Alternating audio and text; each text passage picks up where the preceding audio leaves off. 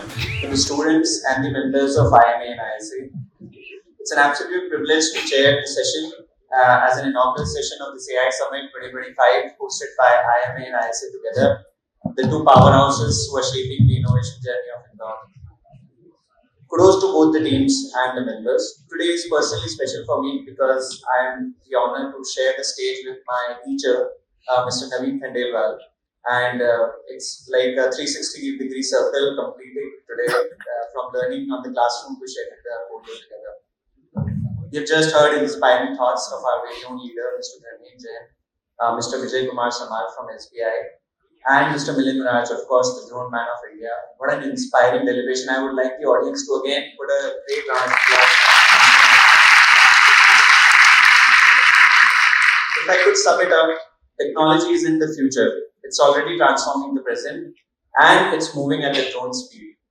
Our theme, Future of Drone Technology and Robotics, says, wherein drones are data with wings, robots are intelligence in motion.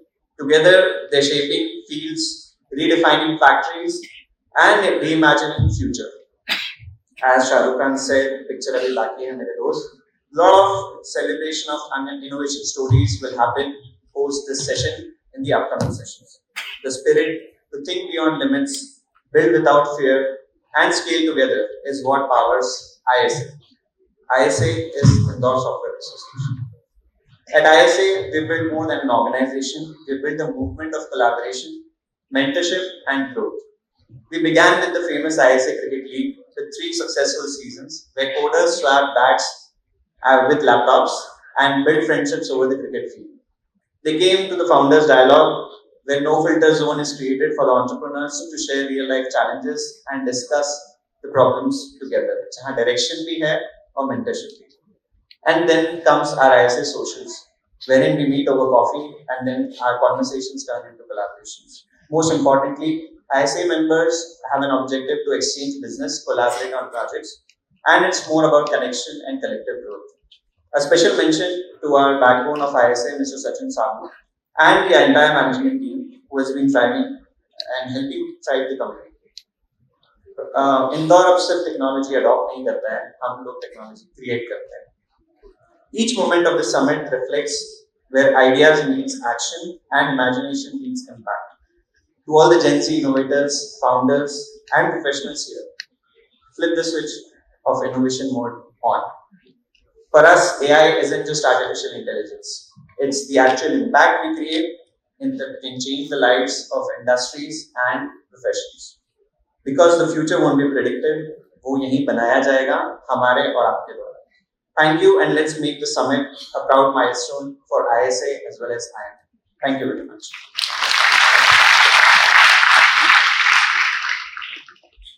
Thank you so much, C.S. Swapnil Bansal, founder of Mystics Consulting. Now, I would like to thank everyone who was present here on the stage and our esteemed guests who were part of the inaugural session.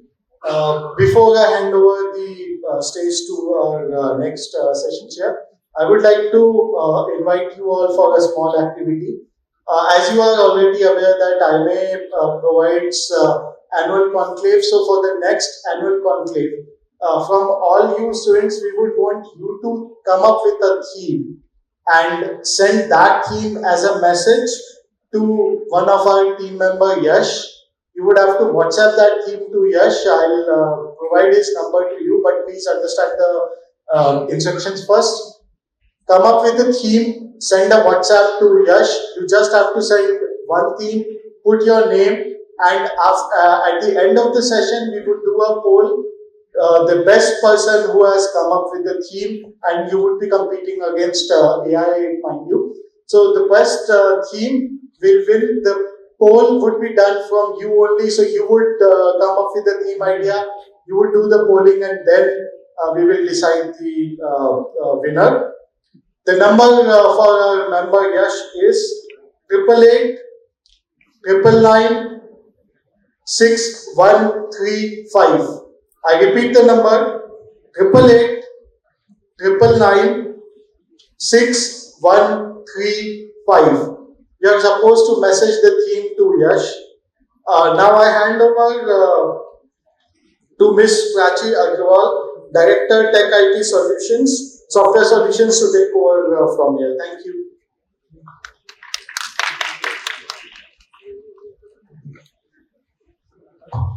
Thank you so much, Rashmi, for the vibes.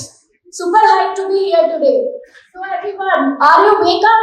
Wake up from your brains as you are in AI Summit and Innovation 2025, where IMA and ISA are mixing imagination with next level technologies. Today I am here to call upon a man who doesn't just study the brains, he literally upgrades them. Meet Mr. Kumaar Bagrodia, the India's brain enhancer.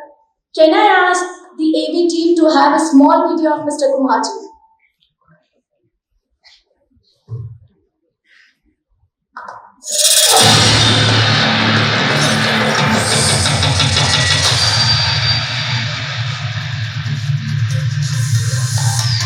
Ladies and gentlemen, meet Kumaar Bagrodia, often called India's brain enhancer. Founder of NeuroLeap, India's leading applied neuroscience company, Kumaar is revolutionizing mental health and brain performance through brain-computer interface technology. An Oxford MBA with a master's in applied neuroscience, he's been invited twice by the Honorable Presidents of India, has spoken at the G20, Commonwealth Summit, and even shared the stage with global icons like Philip Kotler and Henry Mintzberg. A policy leader at the B20 G20 Task Force on Technology and Innovation, and a mentor to IITS and IIMS, Kumaar stands at the intersection of science, innovation, and the human mind. Please welcome the innovator redefining the future of human potential, Kumaar Bagrodia. Can I ask Naveen to help Kumarji to be here? Let's have a big round of applause. Loudest applause your neurons to handle your brain from Kumarji. Kumarji is here to buckle up for Brain Bites and Beyond, where AI and neuroscience team up for the future and your mind gets the ultimate boost. May I call upon stage Mr. Ankit Mittal from Mittal Appliances to present the planters and memento to Mr. Kumarji.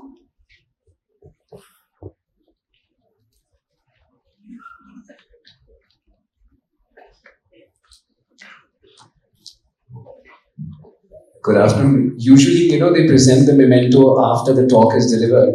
I think they realize कि सब सो नहीं जाए तो पहले ही present कर दें. Sir, this is to wake the brains up.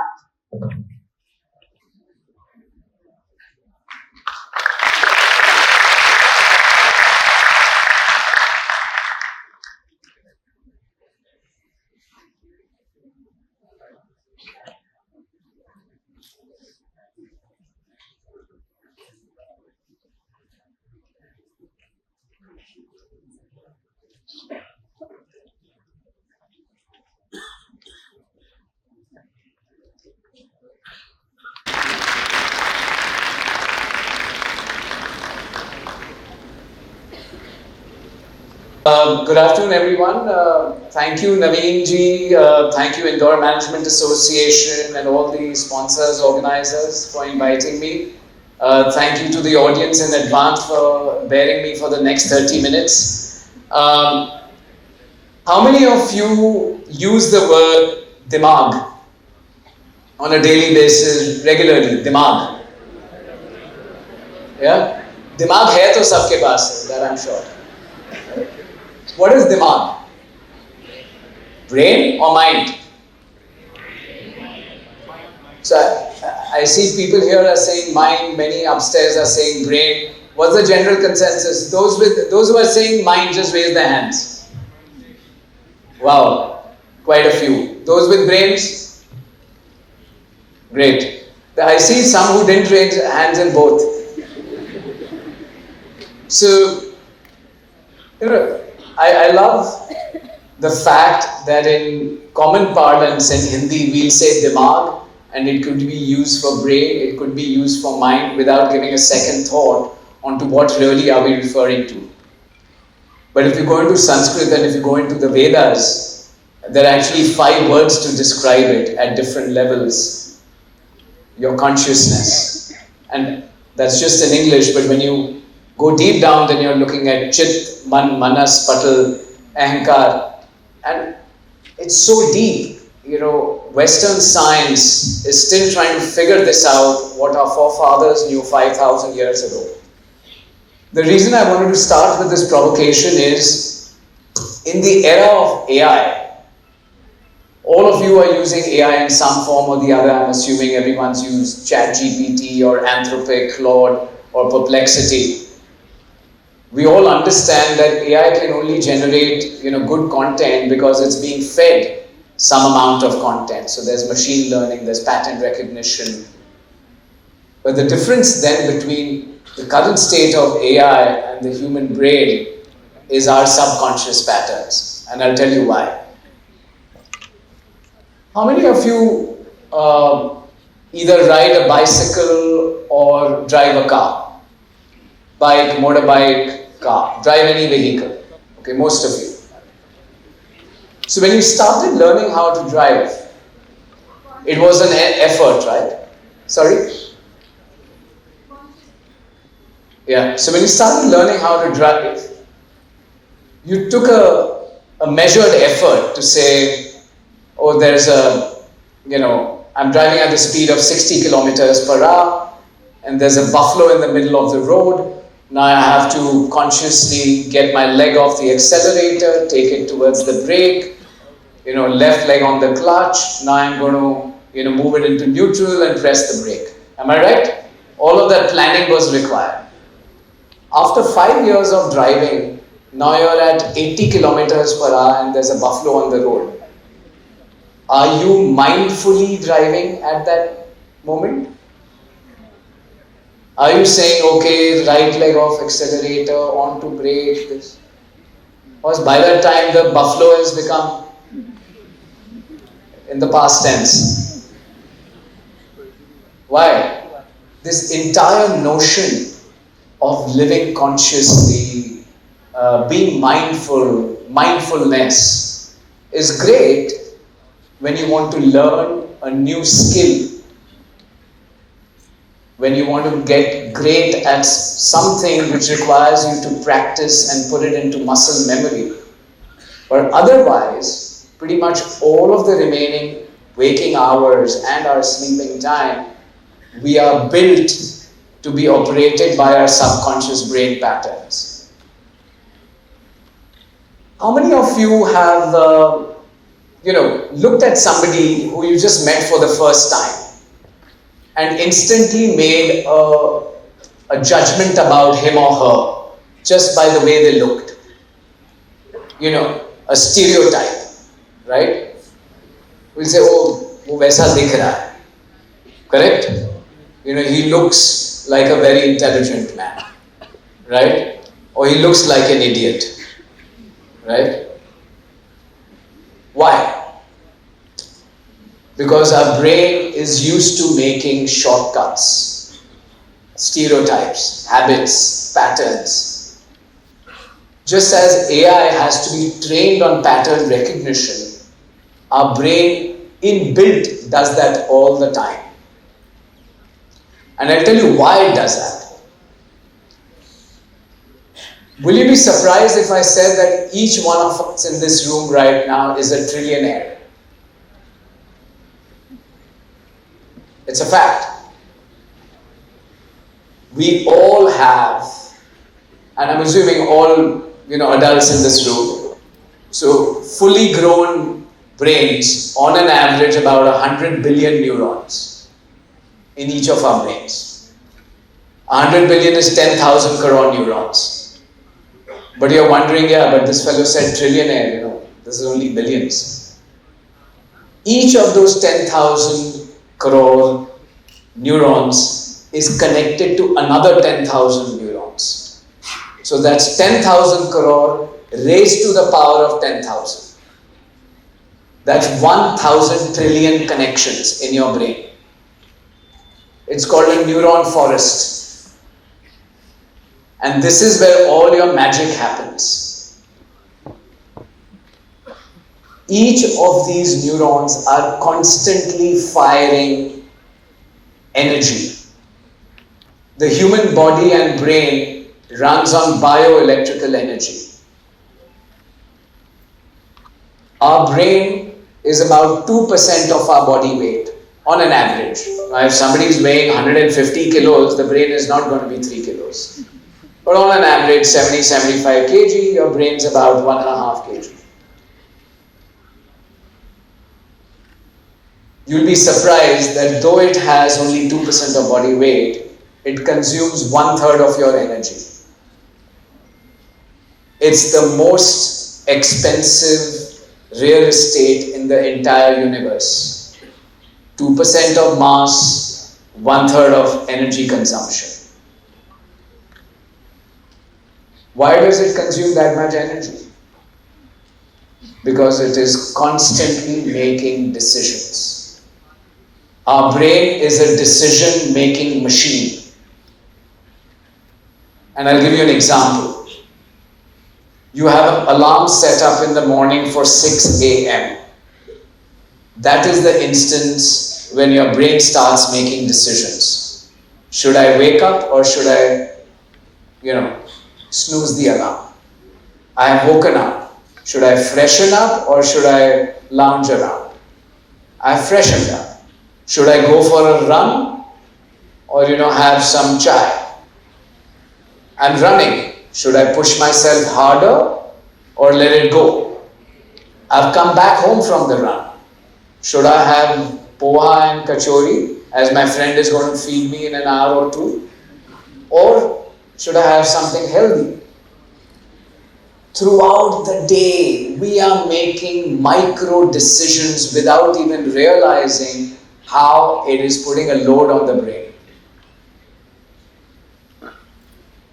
What we don't realize that each time you make a decision or choose not to make a decision, just the fact that your eyes open and aware, your brain is burning calories. If you are having 1500 calories in a day, 500 are being consumed by your brain. So next time if you want to have some extra mithai, just blame it on your brain. Yeah? यार आज बहुत दिमाग से काम कर लिया, extra मिठाई चाहिए.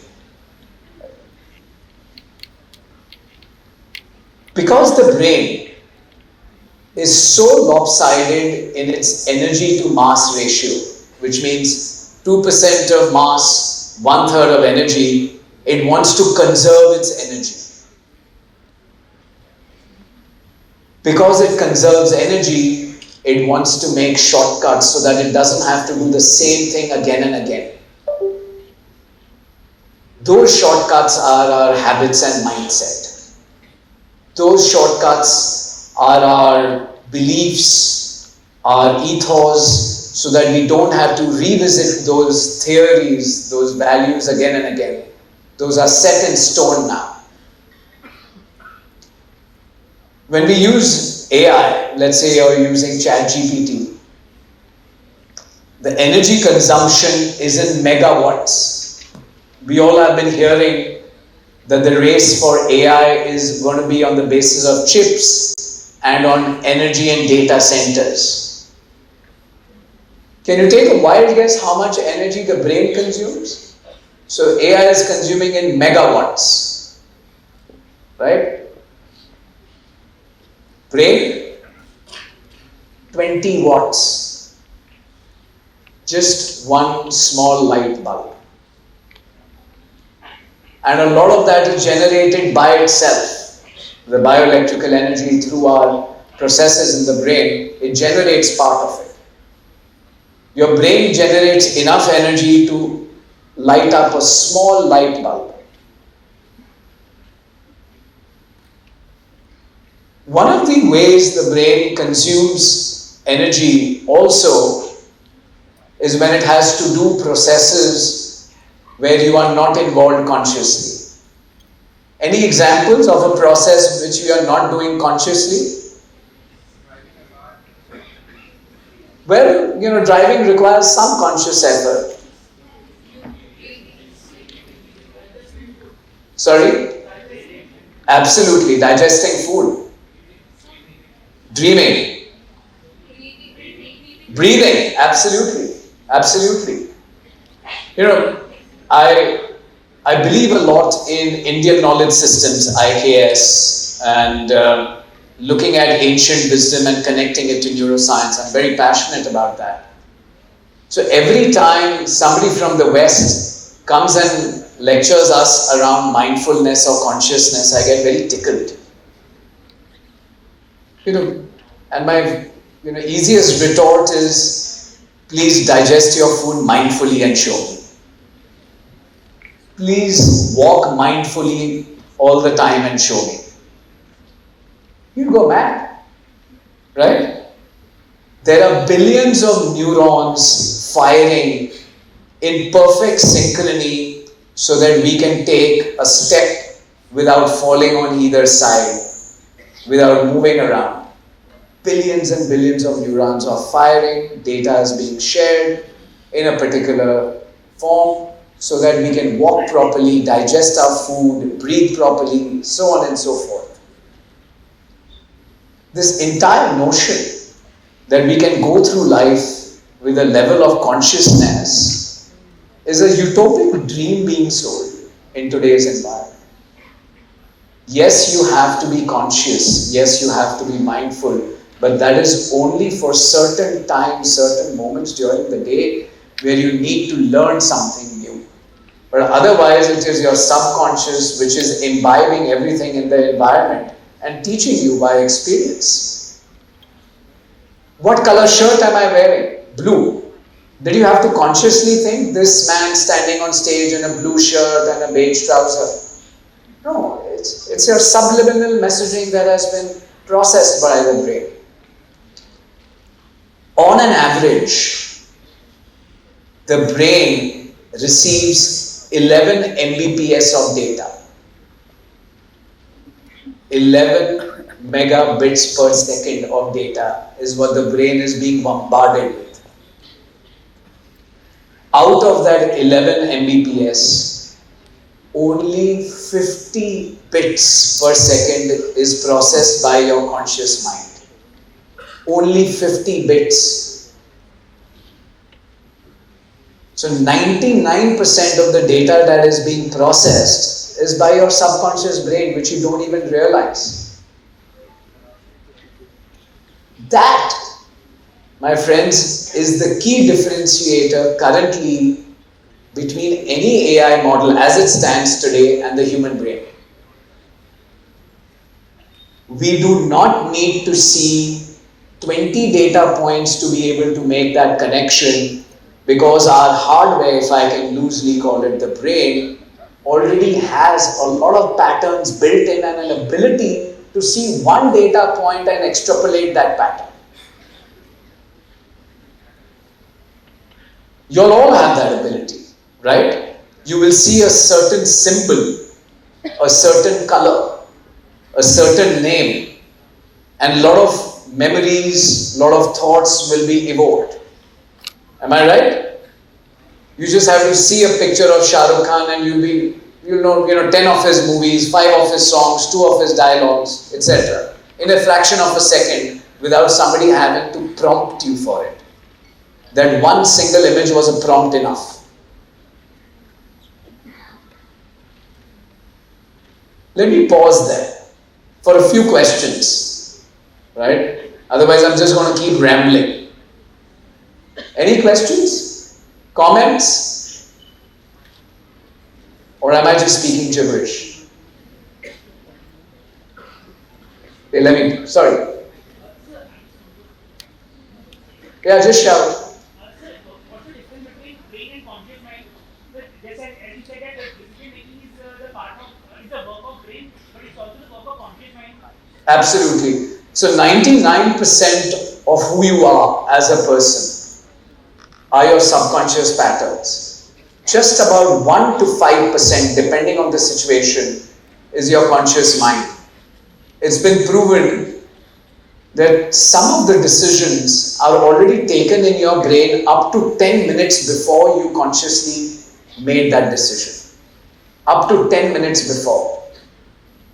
And what you were actually doing for the remaining time was searching for data to confirm that your decision is correct. You are actually seeking the right inputs, the answers to say, yes, what I'm going to decide is actually there.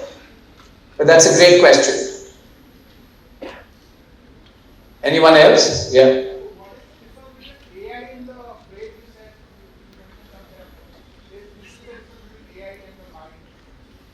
And the brain currently. So the current AI systems require a huge amount of data input, pattern recognition for them to be able to extrapolate, right? The brain doesn't.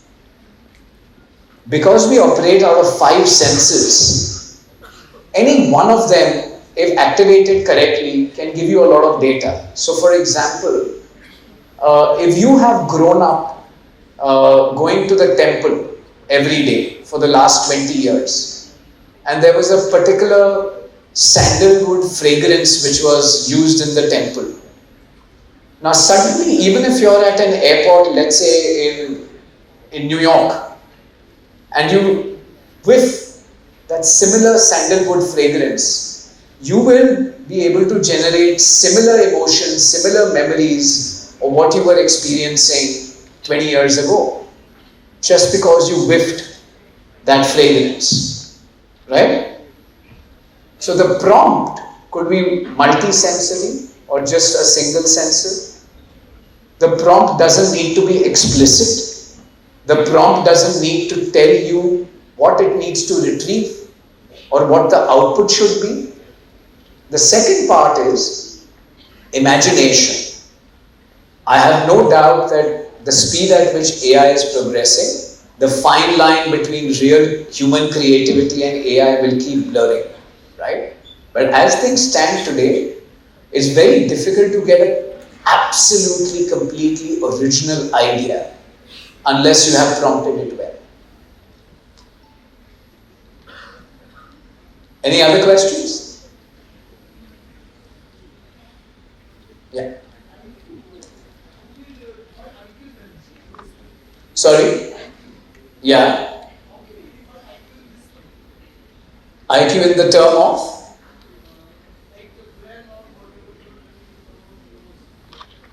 Look, intelligence quotient is a very unidimensional concept, right? Most IQ tests and exams are built with a global audience of a certain nature, a certain background, a certain schooling and education in mind. If you were to put somebody who studied maths, stats, science, and high level of general knowledge in an Indian village and asked to take care of the crops and land, is that IQ helping him in this environment? Perhaps not. So IQ by itself is a very unidimensional approach. It's meant for a certain civic sense, a certain environment. Let's look at the convex. Somebody who understands how to read the time roughly just by looking at the sun and the shade of the tree, or understand what's happening with his crops, understand, if the buffaloes are behaving in a certain manner, what's going on. Is that not intelligence quotient? I believe that is. It's just that it's not being measured in the Anglo-Saxon method that we have been raised in, the Western method. So, great point. I think it's time that India finds its place not just in the global south, but the global north. The West has to recognize that IQ or intelligence is not just what they measure or what a certain set of books, if they are read enough and understood enough, can measure or demonstrate. There are too many things in IQ which we don't test for, which we should be testing for. But another angle could be that IQ again is, measuring your patterns, your ability to memorize, your ability to connect the dots. And all of these are ingrained in your subconscious brain. Right? Why are some patterns that are very simple, which are registered in the subconscious mind, are so difficult to change? There is a resistance to it. Right. No, a great question, by the way, and this is what we do at NeuroLeap. We help people change their patterns using technology. We actually use technology to read your subconscious brain waves so we can objectively understand your patterns. So just by mapping your brain, no questions, just by reading your brain waves, we are able to tell you how do you respond to stress, anxiety, how's your memory, attention, decision making, addiction, chronic pain, social anxiety, daydreaming, creativity, pretty much everything on why you are the way you are, right? Imagine that knowledge to a person, that level of self-awareness to say, yes, I know I am like this, but why am I like this? And what can I change? But to answer your question very quickly, it is a question of having the right incentives and the right disincentives. I see a lot of people who will say, oh, I just can't wake up early. Right? How many people who say, I can't wake up early? Quite a few. Can't means what? Inability. Impossible. What does can't mean? Like, I can say, I can't jump 100 feet. I can't. There's a physical limitation. I cannot jump 100 feet. But if you're saying, I can't wake up early, means what? Are you saying there's a physical limitation? No. It's just a pattern you built. If you're given the right incentive, कि भैया अगर सुबह 6 बजे उठ जाओगे तो 10 करोड़ रुपए मिलेंगे, आप बोलेंगे हाँ साहब रोज उठ जाते हैं, रोज 10 करोड़ दे दो, right? But this incentive might not be enough for Mr. Mukesh Ambani. He'll say यार सोते सोते ही 10 मिल रहे हैं, right? So you need the right incentive to change the brain pattern. The second one is the right disincentive. कि अगर सुबह time पर नहीं उठे तो 50 करोड़ चले जाएंगे. You say अरे भैया उठ जाओ, नहीं तो ये चले जाएंगे, right? So the size of the incentive, the importance of the incentive, the size of the disincentive, how important it is to you. For somebody it could be money, for somebody it could be good health, for somebody it could be, or this is the only time of the day that I can meet my girlfriend, or whatever it is, right? So if you have the right incentives and the right disincentives, anybody can change doing anything. And I'm a firm believer of that, and we've proven it. Thousands of people we've helped over the last decade or so. Are we doing on time? Should I hand back the mic? Hello, sir. Can I have a question? Yeah, where are you? Yeah. So here. So I'll try and connect the two things that you have mentioned, the question that you have recently answered of the gentleman and the example of sandalwood which comes back to the memory. So brain registers in amygdala and hippocampus at the same time. So do we really rewrite those experiences by technology using AI? And if we really do that, is it not technology hijacking the real existence of humanity? Are we not, we would be walking, and hijacked by technology these days?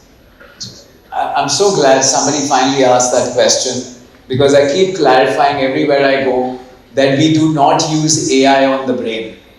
So we are not rewriting your memories. We do get a lot of such requests that, and on a genuine note, because people have had traumatic experiences, traumatic childhood, and they've tried counseling for 10 years, 20 years, psychotherapy, psychiatrist, counselor. They've been taking antidepressants, anti-anxiety, everything has been done. They can't get rid of those trauma, right? See, look, nobody's coming to get rid of good memories, right? People want to get rid of bad memories, which is traumatizing. No, we cannot rewrite them. What we allow people to do is allow the brain not to be easily triggered to get those same views, same memories, same traumatic experience to the surface very quickly, right? So for example, if somebody's been traumatized because he went up on stage in school and everyone made fun of him, and that stuck with him throughout his career, he's probably getting triggered looking at the stage at the thought of going up and speaking. So we are not going to erase that. we'll just allow the brain that it shouldn't get traumatized to that extent when it looks at the stage, right? The second point is that, we are not dealing in artificial intelligence per se. We understand neural pathways, and almost all of AI is built around neural networks. So I work with a bunch of companies, as an advisor to help them understand how to build better models, looking at the brain and understanding from the brain. So you could say that yes, my work involves dealing not with AI but with natural human stupidity.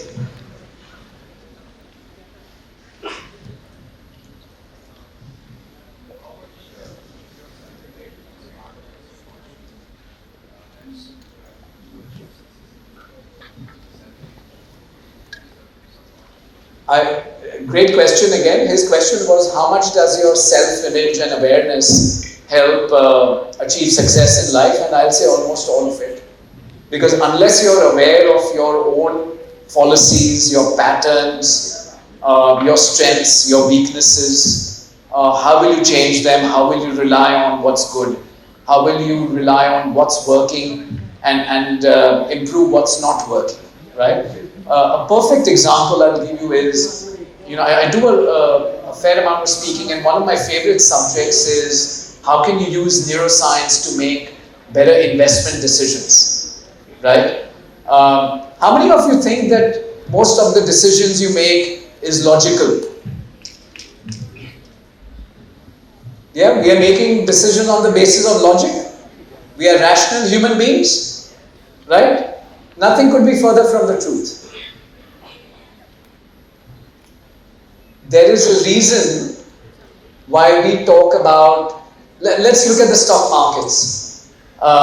Every major channel will talk about market sentiment.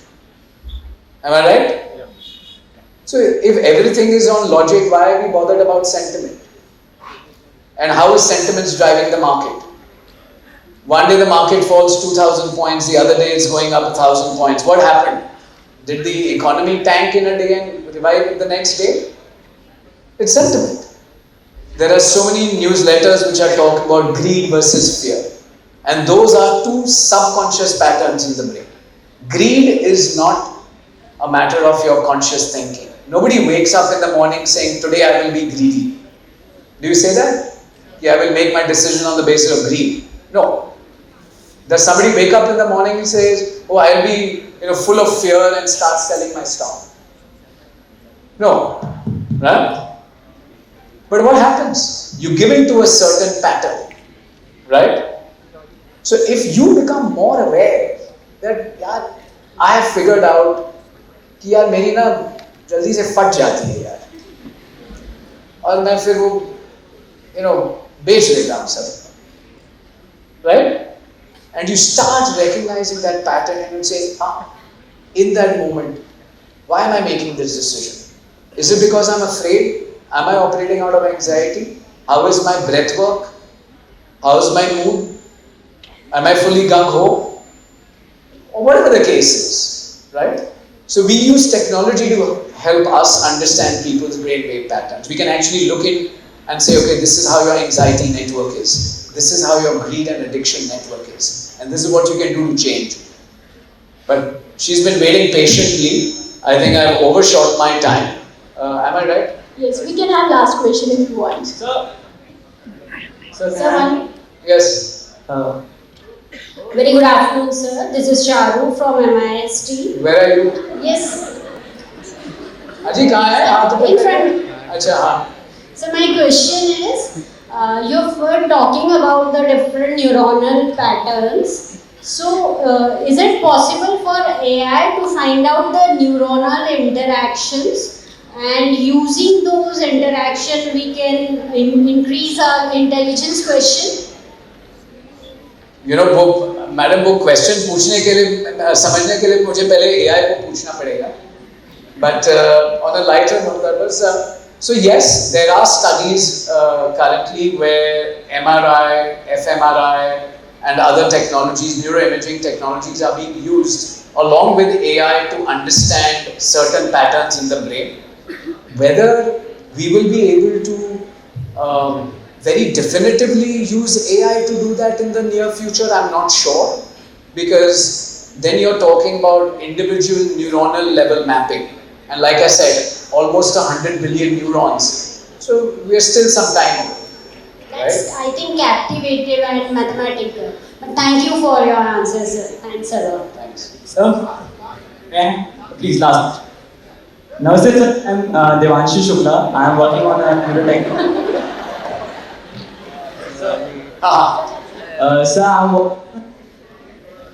Sir, I'm working, which is aims to treat. Haji, बोलिए. ये wait कर रही है. She's ready to throw me off the stage. Sorry. You have 10 seconds. So I'm working on a neurotech startup which aims to treat migraine via non-invasive neurostimulation, which is drug-free and with minimum side effects. But sir, for migraine is the third most prevalent illness in the world. The second most prevalent illness is dementia, which is over 200 million people in India. Correct. With the help of AI, my question from you is, with the help of AI and with the help of BCI, how can we help in the early diagnosis of dementia and neurodegenerative diseases? Also, with the help of BCI, how can we able to transfer the data in the help of a memory or to retain some basic memory and functionality of a person? Great question. What's your name? Devanshu Shukla. Devanshu, congratulations. You're in a great industry if you're in the neurotech space in India, so well done. I'll split this into two parts. The first part is using AI to diagnose dementia or neurodegenerative disorders, for example, let's say Parkinson's or ALS. I think there's a lot of progress going on there, because by the time you have pronounced dementia or Parkinson's, there's a lot of damage that has already happened in the brain.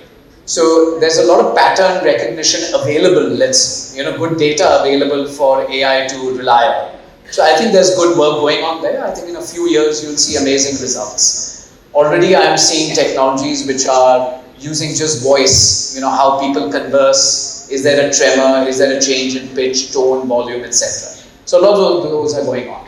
The second part is using BCI to retrain the patterns. I'm not so sure whether I would rely on BCI to retrain patterns invasively or create memories invasively. I think that is fraught with a lot of risks, because at some point in time the human will not know whether this was a memory which was actually experienced or was it an inception, from the movie Inception, right? So, and that's the point where a person could really just become a split personality, because you are not able to say or tell reality versus fiction that was, put inside you. But apart from that, I think that's very promising. तो आप कितने साल में देखते हैं कि जो neurodegenerative disease होती है उसको हम लोग टेक्नोलॉजी के हिसाब से और रेगुलेटरी पर्पस के हिसाब से CDS और FD के हिसाब से हम उसको क्योर तो नहीं कंट्रोल कैसे कर सकते हैं? आप कितने सालों में होता हुआ देख सकते हैं? I really don't have an answer to that, but if you see what some of the implantable technologies that are available, ECOG, etc., I think those are very promising. So I'd say in another 10 years or so, we should have something commercial on the market. When I say we, I don't mean me, but I'm seeing good startups in Japan, China, and the US, of course. Great, thanks. Thanks, Kumarji. I think our audience's neurons are quite high. So if you say, they can ask further questions on the LinkedIn with you. Sure. Okay, guys. So if you have further questions, please ping Kumarji on LinkedIn. Thank you so much, sir, for sharing your insights. All the neurons, brain neurons are running high now.